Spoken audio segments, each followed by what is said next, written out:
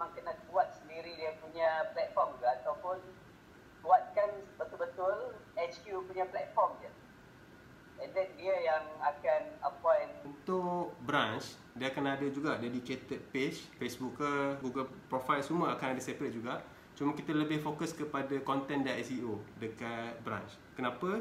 Sebab ada juga orang yang memang akan mencari kawasan-kawasan yang berdekatan dengan dia. So akaun tu akan keluar lebih dekat, akaun near me, dia kan benda-benda macam tu. So yang tu kan ada juga. Cuma marketing effort biasanya kita push dekat HQ. Maknanya iklan semua daripada HQ. Dekat HQ pun kena ada satu statement yang cakap branch dekat mana. So dia akan secara overall marketing ad semua tu akan push dekat HQ. Yang branch lain ni buat juga, tapi dia lebih kepada macam benda-benda yang kalau orang cari jumpa. Macam tu lah. So dia tak push iklan lah untuk branch ni. HQ je yang run iklan. Biasanya kita push macam tu. Sebab nak jaga cost, dan juga satu lagi nak naikkan HQ punya branding nampak better. So spill over effect tu akan pergi kepada branch. Contoh klinik kat Subang ke, dekat Eco Hill ke, guna page HQ. Tapi page Eco Hill ni ada juga.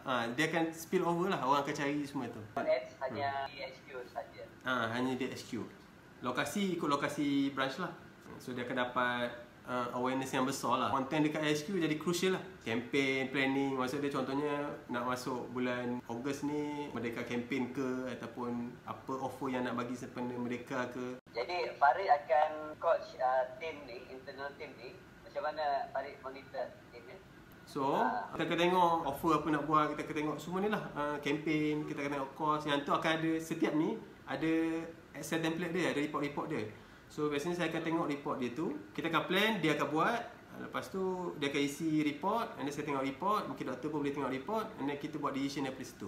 Kita ada data, kita baru tahu kita nak buat decision. So at least minggu sekali tu kena ada macam reporting lah kan? Biasa kita buat daily. Ini untuk daily report daripada marketer dan juga daripada team sale. So ada marketer, ada team sale yang akan isikan form ni. So as a management, kita akan tengok ni. Dan kita akan tengok summary kat bawah ni. Contohnya summary kat bawah ni, ini untuk TikTok sajalah. So kalau ada banyak, contohnya dia akan jadi Meta, Google kat sini, dan kita tengok summary. Sale berapa, booking dah masuk berapa, CPL berapa, kita akan tengok dekat sini. Untuk content pula ada macam ni. Ini adalah content calendar. So kita akan develop content calendar ni.